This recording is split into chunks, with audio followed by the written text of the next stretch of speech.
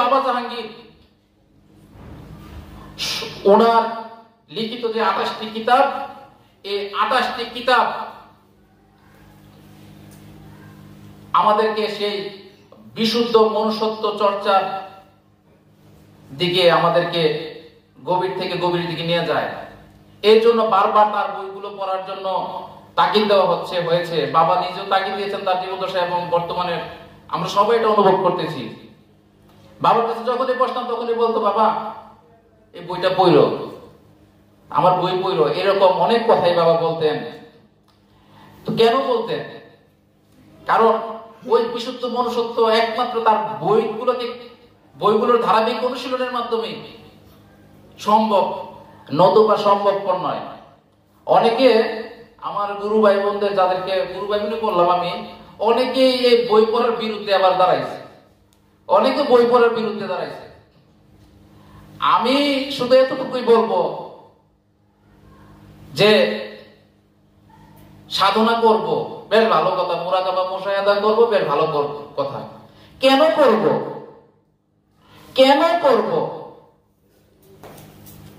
বলবো যে ভাই সত্য পাওয়ার জন্য। সত্য খায় না, মাথায় দেয়। আমি অনেকজনকে প্রশ্ন করছি যে সত্য পাওয়ার জন্য সত্য কি, আমাকে একটু বুঝান তো দেখি। শেষ।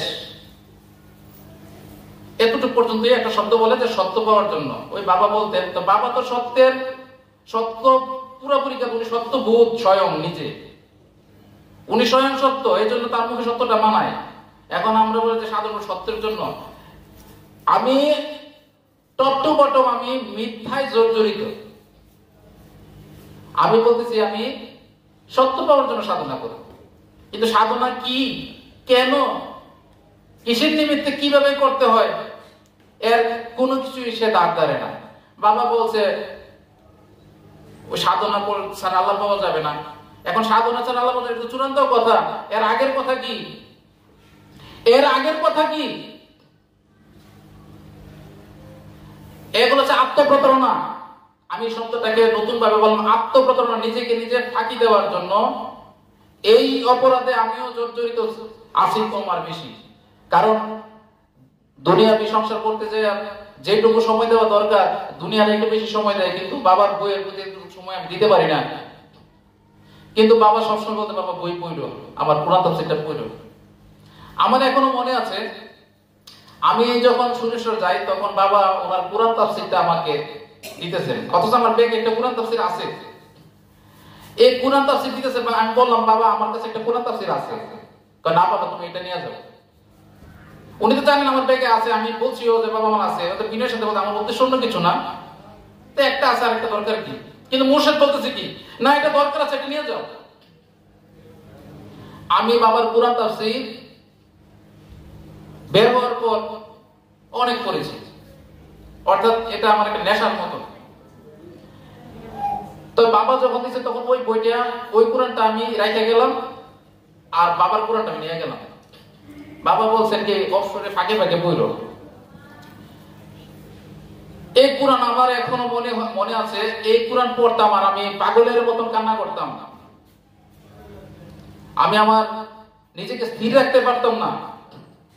বাবার কোরআন পড়তাম আর কাঁদতাম। আর এখন তো এমন একটা অবস্থা যে দুইটা পাতা পড়ে সামনে যেতে পারি না, অর্থাৎ আগাইতে পারি না।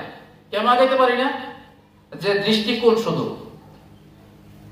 দৃষ্টিকোণ, এটা হচ্ছে তার দান, মুর্শিদের দান। মুর্শিদ দয়া করে যে একটু একটু বোঝার জন্য এটা আজিজিত করতে হয়, নিজের চেষ্টাও করতে হয়, আজিজিও করতে হয়। বাবার কিতাবগুলা যদি কেউ বই বলে সে মূর্খ। কেন মূর্খ? বই সাধারণ মানুষের কথা, পরমাত্মার কথা কে বই বলে না। পরমাত্মার কালাম, পরমাত্মার বাণী, এগুলো স্বতঃসিদ্ধ, স্বতঃস্ফূর্ত, স্বয়ং সম্পূর্ণ। তাকে প্রমাণ করার প্রয়োজন নাই। পরমাত্মার বাণীকে প্রমাণ করার প্রয়োজন নাই। পরমাত্মার বাণীকে প্রতিষ্ঠা করার প্রয়োজন নাই। নিজে প্রতিষ্ঠা হতো তার মধ্যে, নিজেকে প্রমাণ করো তার আদরে।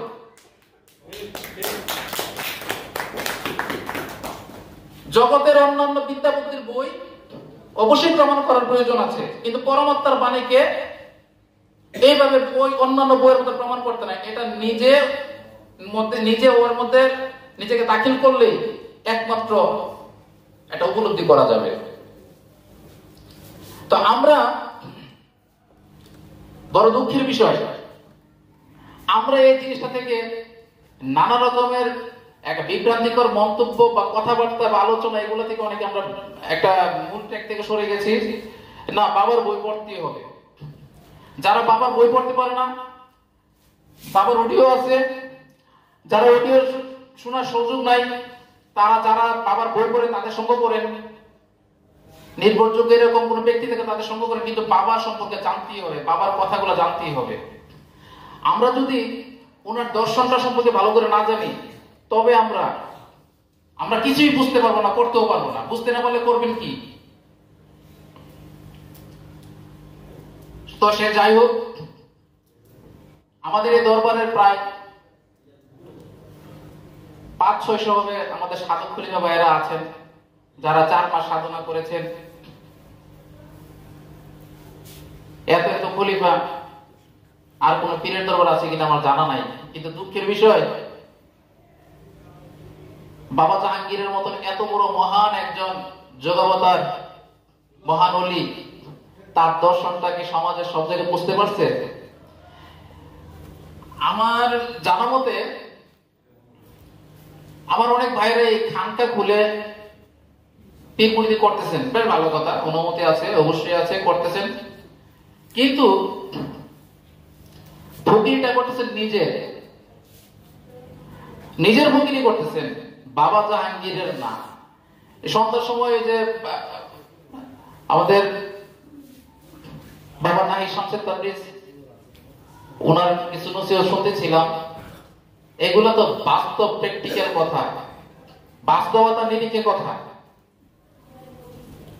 যে আমরা বাবার ছবিকে পিছনে রেখে আমরা নিজের ফকিরি করি। আজকে যদি বাংলার বুকে এই বাবা জাহাঙ্গীরের খলিফারা যদি শুধু বাবা জাহাঙ্গীরের বই থেকে শুধু কথা বলতো, বাবা জাহাঙ্গীরের দর্শন থেকে কথা বলতো, তবে বাংলার বুকে এতদিন শব্দ তৈরি হইতো। বাবা জাহাঙ্গীর ছাড়া আর কোনো নামই থাকতো, কোনো শব্দই থাকতো না। কেন এই কথাটা বললাম? এটা কোনো দল বাড়ির কথা বলতেছি না, সত্য মানুষের কাছে পৌঁছাক ওই জায়গা থেকে কথাটা বলতেছি। কিন্তু আমরা খলিফারা যার যার নিজের ফকিরি নিয়ে ব্যস্ত। এটা ফকিরি না ফকরামি আমি নিজেও বুঝি না। খলিফাকে এটা একটু বলার দরকার আছে, আমি মনে হয় খলিফাকে কিছু বলার দরকার আছে। যারা 4 মাসের একটা খেলাফত পাইছেন বা 1 বছরের একটা খেলাফত পাইছেন, আপনাদেরকে আমি স্পষ্টভাবে বলতে চাই, আপনারা শরীয়তের খেলাফত পেয়েছেন। হাকিকত খেলাফত কি? হাকিকতের খেলাফত যেটা, মুর্শিদের মূল খেলাফত যেটা, যে কেউ অর্জন করতে পারেন। মুর্শিদের খলিফা যে কেউ অর্জন করতে পারেন। খলিফা মানে এই না যে মুর্শিদের সার্টিফিকেটের পিছনে রেখে মুরিদ করব আর দক্ষিণা নেব, এটাকে খেলাফত বলে না, এটাকে খেলাফত বলে না। খেলাফত হচ্ছে আপন চরিত্র দ্বারা মুর্শিদের প্রতিনিধিত্ব করা। আমার নিজের চরিত্রের মধ্যে মুর্শিদের সুন্নত, মুর্শিদের চরিত্রকে ধারণ করব এবং এই চরিত্র সমাজের মধ্যে আমার চালচলন, জীবনযাপন দ্বারা মানুষের সামনে উপস্থাপন করব। খাজা মঈনুদ্দিন চিশতি ভারতের মধ্যে 1000 বছর আগে উনি ওনার মুর্শিদের খিলাফত প্রচার করেছেন, ওয়াজ নসিহত দ্বারা না, খেলাফতের সার্টিফিকেট দ্বারা না, উনি ওনার চরিত্র দ্বারা, আদর্শ দ্বারা উনি ওনার খেলাফত প্রচার করেছেন। লক্ষ লক্ষ মানুষ, 92 লক্ষ শুনেছিলাম বাবার কাছে, এই 92 লক্ষ মানুষ ওনার কাছে বায়াত গ্রহণ করেছেন, ওনার খেলাফত দেখে নয়, ওনার ওয়াজ নসিহত দেখে নয়, ওনার আদর্শ চরিত্র দেখে। কিন্তু আমরা বাবা জাহাঙ্গীরের সেই চরিত্রকে ধারণ না করে ওই সার্টিফিকেটটা দ্বারা প্রমাণ করতে চাই আমি বাবা জাহাঙ্গীরের খলিফা। আমি আমার মুর্শিদের একটা কথাকে আমি সজ্ঞানে অমান্য করেছি, সেটা আজকে ব্যক্ত করতেছি।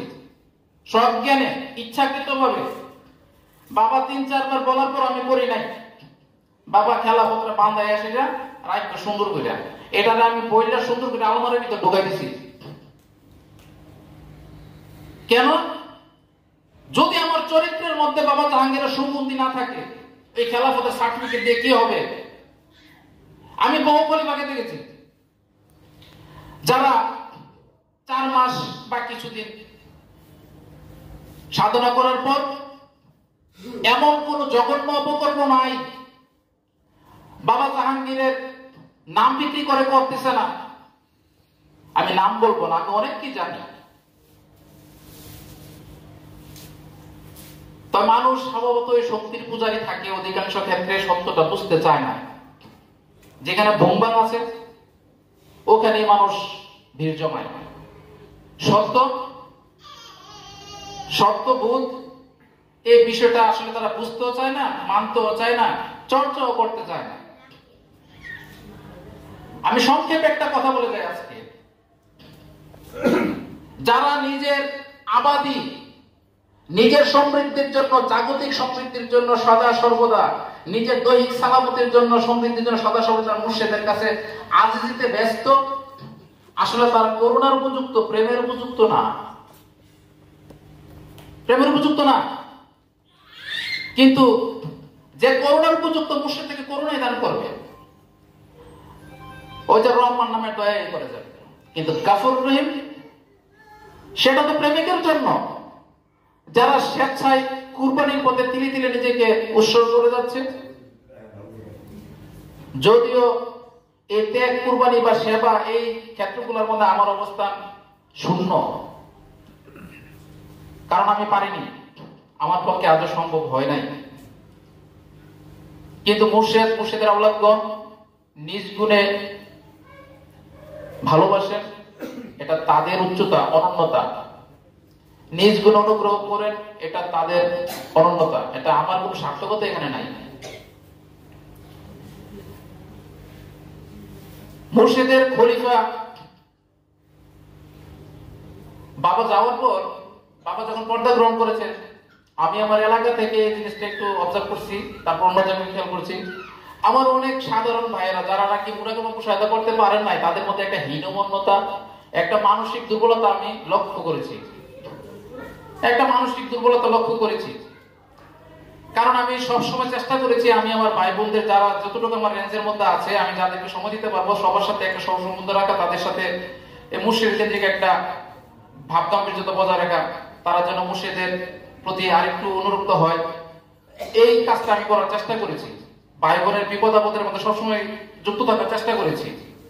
তো সেই সময় আমার একটা অভিজ্ঞতা হয়েছে, বাবা যাওয়ার পর অনেক ভাই বোন যারা দরবারে সময় দিতে পারে নাই, বাবার সাথে সহবত করতে পারে নাই, মুরাকাবা মুশাহাদা করতে পারে নাই, একটা হতাশা মনের মধ্যে, যে বাবাকে এখন আর আগের মতো ভাবো না, কি হবে না হবে, তাদের মধ্যে একটা আস্তে আস্তে দেখা যাচ্ছে কি একটা দূরত্ব বাড়তেছে। তো এই জিনিসটা আশা করি, আমার মনে হয় সারা বাংলাদেশের মধ্যে একই অবস্থা। যারা মনে করেন আপনাদের গুরু মারা গেছেন, তারা আবার তওবা করে নতুন করে মুরিদ হন।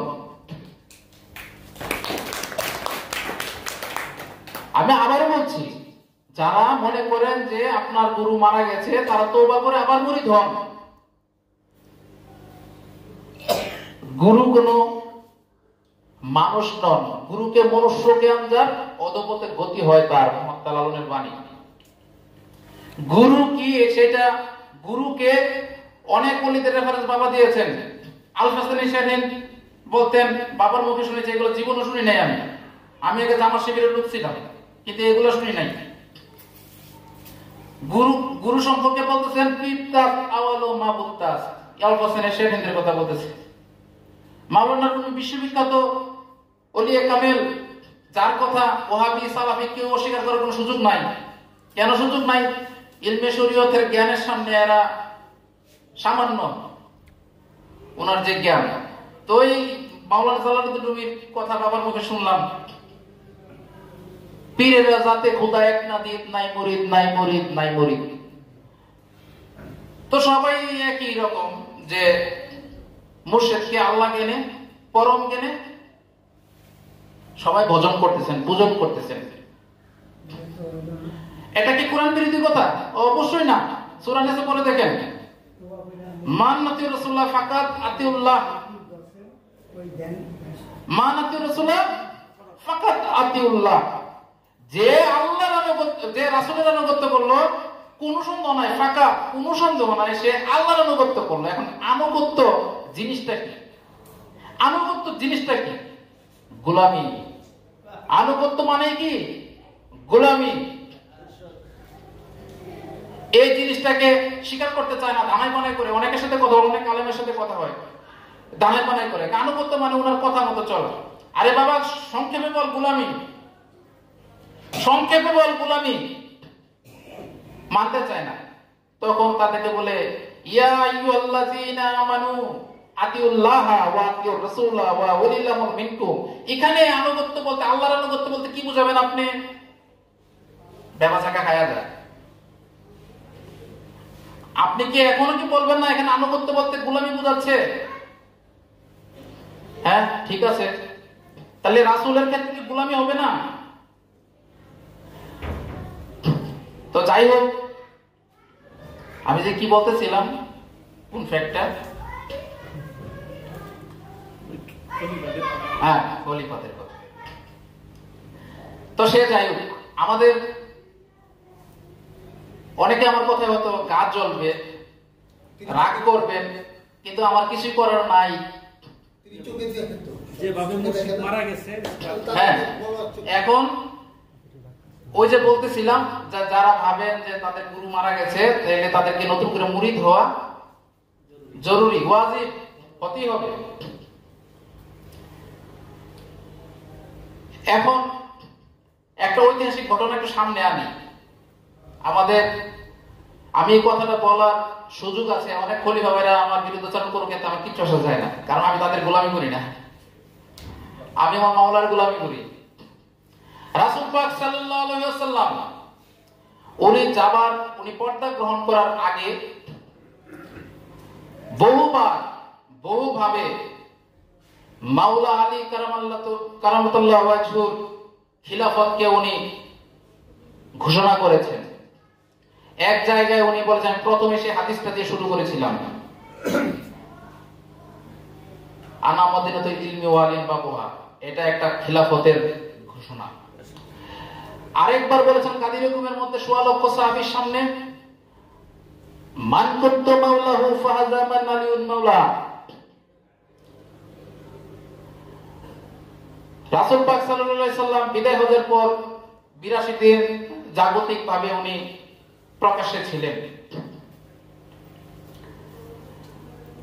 তো উনি যাবার আগে, উনি তো অবগত আছেন,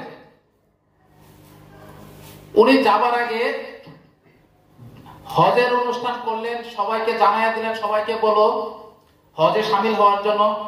সবাই হজের মধ্যে শামিল হইল, ১৬ লক্ষ হাজি আর সাহাবী ধরে নিলাম। আমাদের শরীয়তের মোল্লা ভাইদের সংজ্ঞা অনুযায়ী যে নবীজিকে যে একবার দেখছে সেই সাহাবী, তাদের সংখ্যা এটা ধরলাম। তো ১৬ লক্ষ সাহাবী মক্কা মদিনা মিলে কি ১৬ লক্ষ আর কম হবে না? অনেক কম হবে, পার্শ্ববর্তী দেশগুলো থেকে এসেছে। তো রাসূল পাক সাল্লাল্লাহু আলাইহি ওয়াসাল্লাম হজের পর ইহরামের কাপড়টা খুলেন নাই। ইহরামের কাপড় খোলার পর হজ শেষ, ইহরামের কাপড় খুলেন নাই, তার মানে হজের কর্মকাণ্ড আরো কিছু রয়ে গেছে। উনি মক্কা থেকে ৪ কিলোমিটার গাদিরে খুম নামক এক জায়গায় চলে আসলেন এবং বললেন, এখানে তাবু গাড়লেন, সবাইকে সেই গাদিরে খুমের সেই স্থানে জমায়েত হওয়ার জন্য বললেন। উপস্থিত ১৬ লক্ষ সাহাবী। সূরা মায়েদার শেষ আয়াত নাযিল হওয়ার আগের ঘটনা, কিন্তু আয়াতটা নাযিল হবে রাসূলুল্লাহ বুঝতে পারতেছেন, জানতে পারতেছেন যে একটা আয়াত হবে। নবীজি সবার কাছ থেকে অঙ্গীকার নিলেন, আমি কি তোমাদের প্রাণের চাইতে প্রিয় নই? ইয়া রাসূলুল্লাহ, আমাদের মা কুরবান হোক, বাপ কুরবান হোক, আমরা কুরবান হই, আপনি আমাদের প্রাণের চাইতে প্রিয়। এরকম অনেক অঙ্গীকার নিলেন। তারপর বললেন,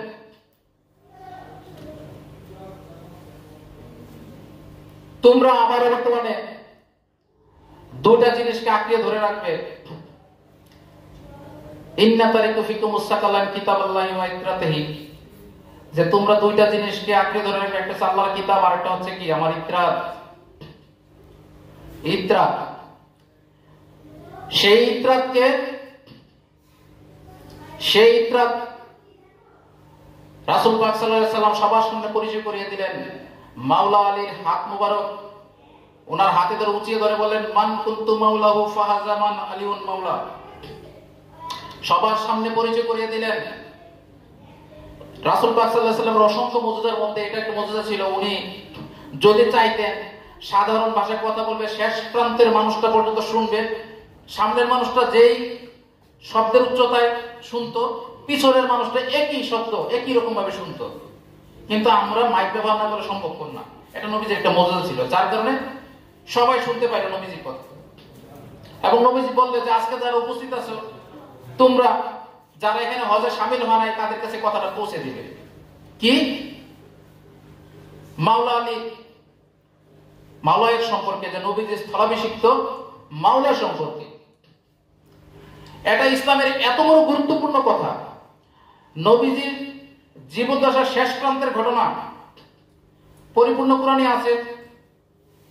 যখন মাওলা আলীর মাওলায়াত ঘোষণা হইল, তখন সূরা মায়েদার 3 নম্বর আয়াতটা নাযিল হইল, যেটা সর্বশেষ আয়াত। যদিও কোরআন সংকলনের সময় থাকে মাঝখানে আনা হয়েছে, কিন্তু সর্বশেষ আয়াত, একদম সব শেষ। কি? আজ তোমাদের দিনকে পরিপূর্ণ করে দেওয়া হলো। আজ তোমাদের দিনকে পরিপূর্ণ করে দেওয়া হলো, অর্থাৎ নবীজির স্থলাভিষিক্ত মাওলা ঘোষণা হওয়ার পরে দিন পরিপূর্ণ, এর আগে নয়। এর আগে তো কোরআন ছিল, এই একটা আয়াত ছাড়া সবই ছিল। পবিত্র কোরআনে সূরা মায়েদার এই 3 নম্বর আয়াত ছাড়া সব আয়াতই নাযিল হয়ে গেল, ঠিক না? কিন্তু মাওলা আলীর খেলাফত ঘোষণা করার পর, মাওলায়াত ঘোষণা করার পর আল্লাহ ঘোষণা করছেন কি, যে আজ তোমাদের দিনকে পরিপূর্ণ করে দেওয়া হলো। এটা নিয়ে অনেক বিভ্রান্তি আছে, যাক সেদিকে আমি যাব না, সেটা আবার ইতিহাসের অন্যদিকে চলে যাবে, আমি ওটা আলোচনা করতে চাই না। তখন ওই গাদিরে ঘুমাতে রাসূল পাক সাল্লাল্লাহু আলাইহি সাল্লাম 4 দিন অবস্থান করেছিলেন। পাশাপাশি মাওলা আলীর তাবু ছিল। নবীজির উপস্থিত, নবীজি একটা আসনে বসা ছিলেন। মাওলা আলীর কাছে হযরত আবু বকর সিদ্দিক, হযরত ওমর ফারুক রাদিয়াল্লাহু আনহু, হযরত উসমান গনি সহ 1,24,000 সাহাবারা দলে দলে এসে নবীজির উপস্থিতিতে মাওলা আলীর কাছে মাওলায়াতের বায়াত গ্রহণ করেছিল। সেই কথাটা আমরা ঐতিহাসিকভাবে সবাই জানি। নবীজি তখন ত্যাগ করেন নাই। ওনার জীবদ্দশায় উনি পরিপূর্ণ সুস্থ, কিন্তু ওনার প্রস্থান, অর্থাৎ ওনার স্থূল রূপ থেকে সূক্ষ্ম রূপে যাওয়ার সময় এসেছে, পর্দা গ্রহণের সময় এসেছে। এই জন্য তার স্থলাভিষিক্ত প্রতিষ্ঠা করে যাবেন। তো নবীজির সামনে নবীর সাহাবারা মাওলা আলীর কাছে মাওলায়াতের বায়াত গ্রহণ করেছে। রাসূল এবং রাসূলের স্থলাভিষিক্ত মাওলার গুরুত্বটা কি? যে মাওলায়াত যদি প্রচার না হইতো, প্রতিষ্ঠা না হইতো, কুরআন সম্পূর্ণ হয় না, দ্বীন সম্পূর্ণ হয় না। আল্লাহ রাসূল এবং তার প্রতিষ্ঠিত মাওলার গুরুত্ব কি? যাকে স্মরণ না করলে আপনি সালাতই হয় না। আপনি সালাতে বসবেন, ডান দিকে বাম দিকে সালাম ফেরানো বসে এরপর থেকে আমরা সালাত শেষ, কিন্তু এর আগে আপনাকে গভীর মনোযোগের সাথে দরুদ ইব্রাহিম পাঠ করতেই হবে। দরুদ ইব্রাহিম নামাজে যুক্ত করছে কে? রাসূলুল্লাহ স্বয়ং নিজে। দরুদ ইব্রাহিম রাসূলুল্লাহ স্বয়ং যুক্ত করেছেন সালাতের মধ্যে। আপনার জীবনের শেষ সালাত, জানাজার সালাতের মধ্যেও কি আলে মুহাম্মদ, মুহাম্মদ ও আলে মুহাম্মদের স্মরণ এবং সালাম আপনাকে দিতেই হবে। আপনি যদি এখন বলেন যে আমি নামাজের মধ্যে আলে মুহাম্মদের স্মরণ করবো, আমি অমুক সাহাবী তমুক সাহাবী বড় বড় সাহাবীর নাম আমি স্মরণ করব, সালাম দেব, তবে আপনি গায়রুল্লাহর স্মরণে সালাত করার কারণে আপনার সেই সালাতটা আবার দ্বিতীয়বার পাঠ করতে হবে। এটা পাপ। আলে মুহাম্মদ এবং মুহাম্মদের স্মরণে আল্লাহর স্মরণ, দুরূদ ইব্রাহিম তার প্রমাণ।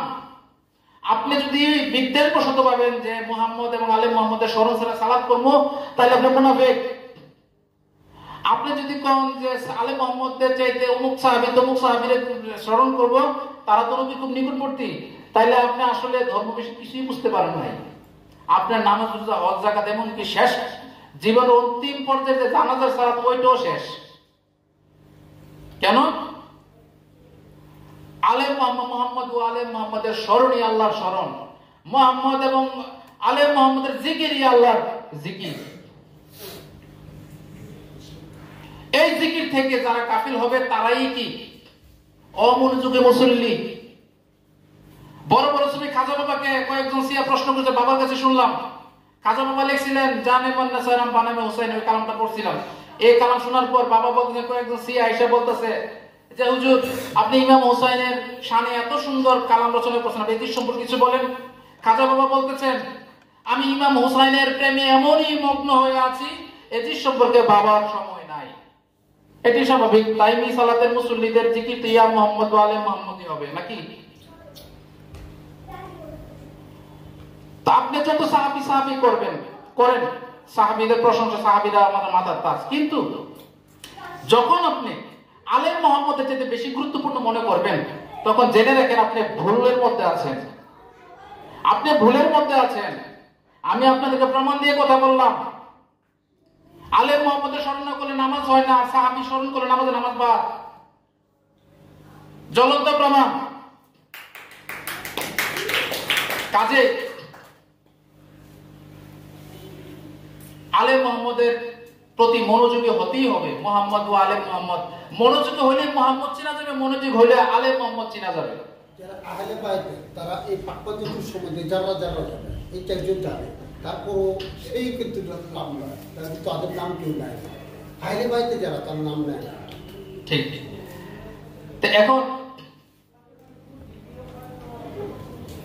সিয়ারা আলে মুহাম্মদ বলতে ওই পাক পঞ্চায়েত পর্যন্ত সীমাবদ্ধ থাকে, ঠিক না? কিন্তু একমাত্র সুফিজমের তারা এর ধারাবাহিকতা সবসময় মেনে চলেন। আলে মুহাম্মদের বংশধর বলতে মুহাম্মদের রক্তে মাংসের আওলাদকে বোঝায় নাই। মুহাম্মদ অর্থাৎ রাসূলের পাক মুহাম্মদ কোন ব্যক্তি নাম, একটা পদবী, একটা পদমর্যাদার নাম। আল্লাহর সামগ্রিক গুণের সমষ্টিকে মুহাম্মদ বলা হয়।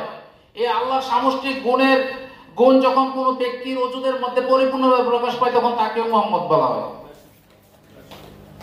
একজন আহমদ, একজন জিকিরকারী, খোদার জিকির করতে করতে অর্থাৎ খোদার ইত্তেবা করতে করতে যখন তার চরিত্রের মধ্যে পরিপূর্ণভাবে খোদা উদ্ভাসিত, তখন ওই আহমদ হয়ে যায় মুহাম্মদ।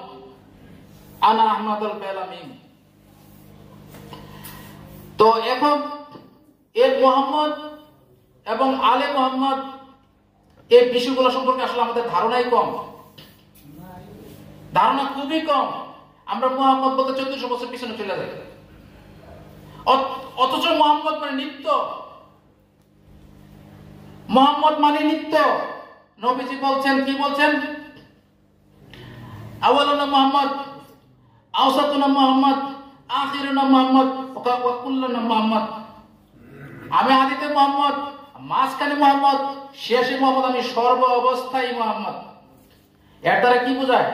মুহাম্মদ কোন 1400 বছর আগের একজন ব্যক্তি সত্তার মধ্যে সীমাবদ্ধ না, উনি নিত্য, উনি স্বয়ং।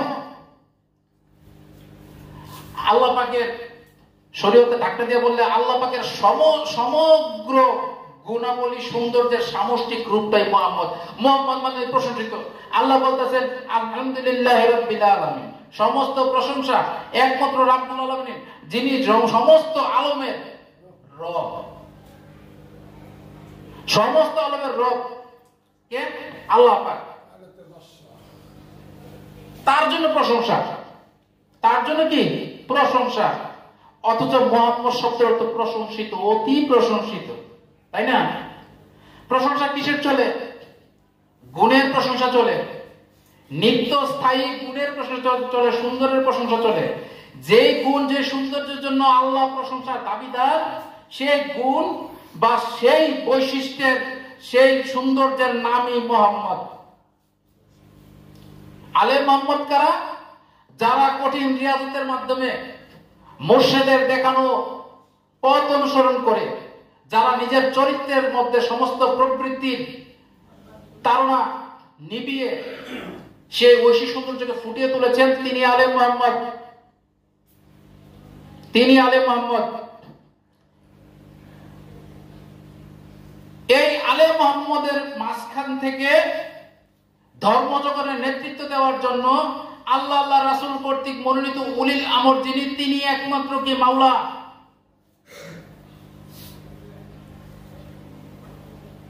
আমরা বাবা জাহাঙ্গীরের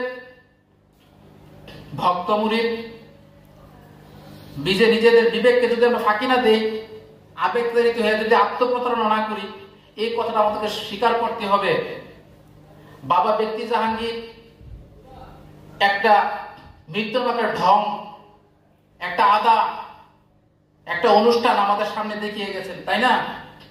রোজার মধ্যে ওনাকে আমরা সসম্মানে আমরা ওখানে সাহিত্য রাখছি, আমরা তাওয়াফ করি, তাজিম করি, কিন্তু আসনের মধ্যে কি স্থূল দৃষ্টিতে আমরা দেখতে পাচ্ছি? নাই, তাই না? তো যেই মহান সত্তা এই ঢংটা দেখায় যে ওনারও রক্ত মাংসের সন্তান, তারাও কিন্তু কি ওনার আওলাদ। আবার আমরা ভক্তবৃন্দ যারা আছি, তারাও আমরা তার রুহানি আওলাদ হয়ে উঠতে পারি। ঠিক আছে? আমরা যদি তার চরিত্রকে নিজের চরিত্রে ধারণ করতে পারি, তার সৌন্দর্যকে নিজের সৌন্দর্যে ধারণ করতে পারি, তবে আমরা হয়ে উঠতে পারবো কি তার রুহানি আওলাদ। আবার বাবা জাহাঙ্গীরের রক্ত মাংসের সন্তানরাও কি এই গুণে গুণান্বিত, এই জন্য তাদের পদমর্যাদা কি আমাদের রুহানি আওলাদের চেয়ে উঁচুতে, তাই না? উঁচুতে। ওদের দিক দুইটা বলিষ্ঠ, একদিকে জিসমিয়াত, আরেকদিকে রুহানিয়াত, দুইটা সম্পর্ক আছে। আর আমাদের শুধু কি একটা সম্পর্ক। তো যাই হোক, একটা সম্পর্ক দ্বারা সম্পর্কিত হওয়া তো জন্ম জন্মান্তরের প্রতীক, এটাকে অস্বীকার করার কোনো সুযোগ নাই। তো এখানে মাওলাদ নিয়ে আমি কথা বলতেছিলাম, আমি খলিফা নিয়ে কথা বলেছি, মাওলাদ বিষয়ে কথা বলতেছিলাম। বাবা জাহাঙ্গীর, আমি আমার যতটুকু স্মরণ পড়ে 2011 সালে, সর্বপ্রথম আমি 2010 সালের 4 নভেম্বর বাবার এখানে আমি মুরিদ হই আনুষ্ঠানিকভাবে, আমি আমার বড় ভাই। 11 সালের সম্ভবত মে মাসে অনুষ্ঠিত হবে, এতটুকু সে আমি সাদা খেয়াল আছে। সর্বপ্রথম বাবার পরবর্তী স্থলাভিষিক্ত গুরুবার বহনকারী সেই মাওলার দায়িত্ব বাবা বেদম মার্সি হবেন, এই বিষয়ে উনি কথা বলতেছিলেন যে আমার পরবর্তীতে তোমরা আমার বেদমকে মান্য, আমার যোগ্যতম সন্তান, তোমরা তাকে মান্য। এইরকম ঘোষণা আরো কয়েকবারই অনেকভাবেই করা আছে, আমরা অনেক ভক্তরাই তার প্রমাণ। এখন মাওলায়াতের যে দায়িত্ব দিয়েছেন, উনি কি শুধু জিসমিয়াতের আওলাদ হিসেবে দায়িত্ব দিয়েছেন? অসম্ভব।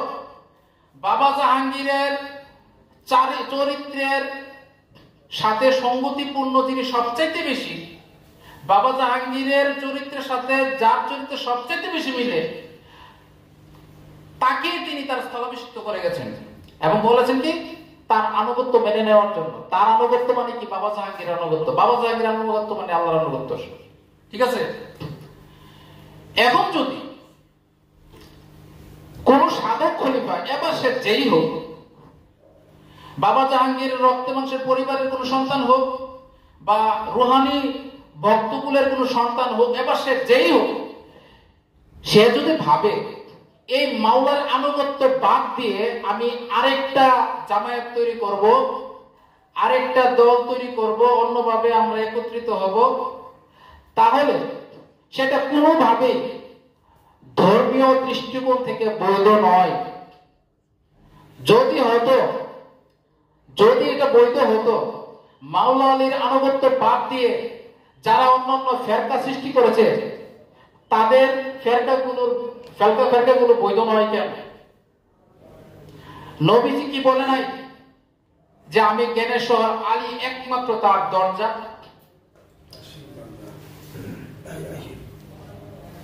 আমি তাই বলতে চাই, বিগত কিছু সময়ে আবার অনেক সাধারণ ভাই বোনরা নানা রকম অসংলগ্ন অসঙ্গতিপূর্ণ কতগুলো বৈরী পরিবেশ থেকে তাদের মনের মধ্যে অনেক ধরনের দ্বিধাদ্বন্দ্বের ধূম্রজাল তৈরি হয়েছিল। আমি তাদের উদ্দেশ্যে এই কথাটা বলবো, এটা আমার বিবেকের দায়বদ্ধতা। বাবা একটা কথা বারবার বলতেন, যুক্তির যেখানে কবর ভালোবাসার ফুলটি সেখানে ফুটে ওঠে। আবার কখনো বলছেন, যুক্তির যেখানে কবর প্রেমের সেখানে শুরু। যুক্তি দ্বারা মাওলা বাবা বেদম ওয়ার্সির মধ্যে আমাদের স্থূল দৃষ্টি, আমাদের তো স্বর্ণ হীরা মাফ করার দাঁড়িপাল্লা নাই, আমাদের মূল্যবোধ হচ্ছে লাকড়ি বিক্রি করার দাঁড়িপাল্লা। আমাদের মূল্যবোধ এত স্থূল। এই স্থূল দৃষ্টিকোণ দ্বারা মাওলা বাবা বেদম ওয়ার্সির মধ্যে অনেক ধরনের অসঙ্গতি আমরা খুঁজে পাবো, খুঁজতে চেষ্টা করব, কারণ আমাদের দৃষ্টিকোণ সূক্ষ্ম নয়। এই জন্য বাবা বারবার বলেছেন এই যুক্তিকে পরিহার করার জন্য। গাদিরের সিফিনের যুদ্ধে মুয়াবিয়া মাওলা আলীর বিরুদ্ধে যে অস্ত্র ধারণ করেছিল, মুয়াবিয়া কিন্তু সম্পর্কে নবীজির কি হয়, শালক হয়। তো আসলে আঘাত দূর থেকে হয় না, খুব কাছ থেকে হয়। সেই শত্রুতা উমাইয়াদের সাথে, সেই শত্রুতা বনি হাশিম গোত্রের, এটা কয়েকশো বছর আগে, রাসূলুল্লাহর আবির্ভাবের প্রায় 600-700 বছর আগে থেকে এই ধারাবাহিক শত্রুতা চলে আসতেছে। এটার পরিপূর্ণ আঞ্জাম দিচ্ছে মুয়াবিয়া এবং তার ছেলে। তো মুয়াবিয়া যখন সিফিনের যুদ্ধের মধ্যে মাওলা আলীর বিরুদ্ধে অস্ত্র ধারণ করেছে, তখন মুয়াবিয়ার পকেটে মাওলা আলীর বিরুদ্ধে অস্ত্র ধারণ করার জন্য কয়েকশো বৈধ দলিল ছিল, যৌক্তিক দলিল ছিল, অনেক যুক্তি, অনেক দলিল ছিল যে মাওলা আলীর বিরুদ্ধে যুদ্ধ ঘোষণা করার, তাই না? ইয়াসির আম্মারকে যখন হত্যা করলো, ইয়াসির আম্মারকে মাওলা আলী পাঠাইছে যে যাও তুমি দেখো একটা সন্ধি করা যায় কিনা, মুয়াবিয়ার সাথে কথা বলো, সন্ধি করা যায় কিনা, কিন্তু খবরদার কোরআন দিয়ে কথা বলবা না। বাবার কাছে প্রথম শুনছি কথাটা, কোরআন দিয়ে কথা বলবা না, যুক্তি দিয়ে কথা বলবা, বুঝাই না। তো ইয়াসির আম্মার দূত হিসাবে গেল, ইয়াসির আম্মারকে কি করলো, মুয়াবিয়া হত্যা করলো। হত্যা করার পর কয়েকজন সাহাবী, মুয়াবিয়ার দলে তো সাহাবী থাকে, ত্যাগদারী সাহাবী থাকে না, কারণ ওয়াহাবীরা তো বলে যে নবীজি দেখছে এই সাহাবী, যদিও সাহাবীর সংখ্যাটা ভিন্ন। তো কয়েকজন বলতেছে যে আমিরুল মুমিনিন, মুয়াবিয়া আমিরুল মুমিনিন বলতো, আমিরুল মুমিনিন আমরা তো কাফির হয়ে গেছি। তো কিভাবে? কোন নবীজি তো বলছিল ইয়াসির আম্মারকে, এই ইয়াসির আম্মার, তোমাকে একদল বাগী তোমাকে হত্যা করবে, শহীদ করবে, তুমি তাদেরকে আল্লাহর পথে ডাকবে আর তারা তোমাকে জাহান্নামের পথে ডাকবে। কাহা বলছিল? কথাইলে তো আমরা তো সে জাহান্নামে হয়ে গেলাম, কারণ আমরা ইয়াসির আম্মারকে হত্যা করছি। পরক্ষণে মুয়াবিয়া যুক্তি দেখায় বলতেছে, আরে বোকার দল, তোরা বুঝতে পারছ নাই, আমরা আম্মারকে মারি নাই, আলী আম্মারকে মারছে। কি রকম? আম্মারকে ঘরের থেকে যুদ্ধের মাঠে আনছে কে? আলী। তারপর দূত হিসাবে এখানে পাঠাইছে কে? আলী। তাইলে আম্মারকে হত্যা করছে দুষ্ট আলীর উপর পড়তায়, আলী হত্যা করছে, আমরা হত্যা করি নাই। রাসূলুল্লাহর হাদিস ঠিক আছে, আলী হত্যা করছে আম্মারকে। মুয়াবিয়ার যুক্তি ছিল, ওই মুয়াবিয়ার অনুসারীদের কাছে যে কথাটা খুব যৌক্তিক মনে হয়েছিল, তারা চুপ থাকতো, যুদ্ধ করে গেল, কিন্তু সেই যুক্তিটা সত্যের সাথে সম্পর্কযুক্ত ছিল না, যুক্তিটা সম্পর্কযুক্ত ছিল না সত্যের সাথে। কারবালার প্রান্তরে ইয়াজিদ বাহিনী যখন ইমাম হুসাইনের বিরুদ্ধে যুদ্ধ ঘোষণা করে, ইমাম হুসাইনের পরিবারকে সব পরিবার শহীদ করে দেয়, এই ইয়াজিদ বাহিনীর কাছেও অসংখ্য বৈধ দলিল ছিল, যুক্তি ছিল যে তাদেরকে কতল করা যায়, তারা বাগী, তারা বিদ্রোহী। কিন্তু তাদের পরিণামটা শেষ পর্যন্ত কি হয়েছে? ইতিহাস কি গ্রহণ করেছে ইয়াজিদ বাহিনীকে? ইয়াজিদকে গ্রহণ করেছে? করে নাই। ইতিহাস তাদেরকে আস্থা করে নিক্ষেপ করেছে। তো যুক্তি সবসময় সত্যের সাথে সম্পর্কযুক্ত হবে, এটা কোনো কথা নয়। যুক্তি সবসময় সত্যের সাথে সম্পর্কযুক্ত নয়, বরং যুক্তিগত বিদ্যা, যুক্তি, তর্ক এগুলোকে সত্য পাওয়ার পথে বাধা। রাসূলুল্লাহর একটা হাদিস, আল ইলমুল হিজাবুল আকবার, এই ইলম দ্বারা বলেছে মগজের যুক্তি তর্কগুলা যেগুলো সত্য পাওয়ার পথে বাধা। ওই হিকমতকে বুঝায় নাই, ইলমকে বুঝাইছে যেটা মাথায় থাকে। তো যুক্তি তর্কের মাধ্যমে আমরা একটা জিনিস বুঝতে চাই, কিন্তু যুক্তি তর্কের সাথে সত্য সম্পর্কিত নয়। মাওলায়াতের বিরুদ্ধে মাওলা বাবা বেদম ওয়াসির আনুগত্যের বিপক্ষে অবস্থান করার জন্য তাদের অনেক যুক্তি আছে, তর্ক আছে, দলিল আছে, কিন্তু সমস্ত যুক্তি বাদ দিয়ে যদি কোন খলিফা বা কোন ভক্ত, সাধারণ ভক্ত, তারা যদি মাওলার কদমে অনুতপ্ত হয়ে তওবা না করে ফিরে না আসে, তবে তাদের কোনো কিছুর বৈধতা নাই। বরং তাদেরকে যারা অনুসরণ করবে তারাও গুমরাহ হবে, তারাও পথভ্রষ্ট হবে। তাদেরকে যারা অনুসরণ করবে তারাও পথভ্রষ্ট হবে। হয়তো আমার এই কথাটা অনেকের মনপুত নাও হতে পারে, কিন্তু এটি সত্য কথা। নাই তো নবীজির তো আরো সাহাবী ছিল, মাওলা আলীর আনুগত্য বাদ দিয়ে তারাও তো বায়াত করছে। তো তাদের বায়াতগুলোর বৈধতা নাই কেন? এত ফেরকার বৈধতা নাই কেন? কেন প্রত্যেকটা ফেরকা গিয়ে যুক্ত হতে হবে মাওলা আলীর সাথে? প্রত্যেক ফেরকার সিলসিলা যুক্ত হতে হবে মাওলা আলীর সাথে। আমাকে একজন প্রশ্ন করছিল, কবাই নকশবন্দিয়া, মুজাদ্দিদিয়া, তরিকা, সিলসিলা তো আবু বকর দিয়ে মুহাম্মদের সাথে মিলে। অনেকেই এই ধরনের বিভ্রান্তি থাকে নকশবন্দি, মুজাদ্দিদিয়া, কিন্তু তারা জানে না, তারা খেয়ালও করে না গাদির হুকুমের মধ্যে স্বয়ং আবু বকর যে স্বয়ং মাওলা আলীর কাছে বায়াত গ্রহণ করেছে সেই খবরটাও জানে না। তো মাওলায়াতের বায়াত তো সে মাওলা আলীর কাছে করেছে নবীজির সামনে, তাহলে এটা একটা নতুন একটা বিভ্রান্তি না? অথবা ব্যাখ্যা আলী বলবো আমি, এটা দিকে কারো চর্চা নেই। তো আমি আমার ভক্ত ভাই বন্ধুদের উদ্দেশ্যে বলবো, আপনারা নিজেদেরকে আত্মিকভাবে আশ্বস্ত করুন। আমাদের বর্তমান স্থলাভিষিক্ত মাওলা বাবা বেদম ওয়াসি, যাকে আমাদের মহান মুর্শিদ কেবলা তার স্থলাভিষিক্ত করে গেছেন, আমি আগেই বলেছি মুহাম্মদ কোন সুনির্দিষ্ট ব্যক্তি অবয়বের মধ্যে সীমাবদ্ধ নয়, একটা ধারাবাহিক নূর। সেটা ধারাবাহিকতা এখনো বর্তমান। নিজেদের গাফিলতি, অজ্ঞতা, অবহেলা, খামখেয়ালিপনা এগুলো পরিহার করুন এবং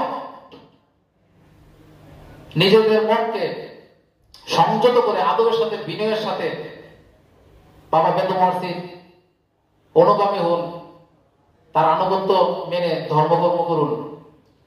নতুবা সবকিছু একটা অসাধ কর্মযোগ্য পরিণত হবে।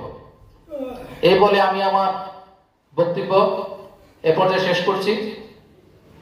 জয় গুরু, দয়াল জাহাঙ্গীর।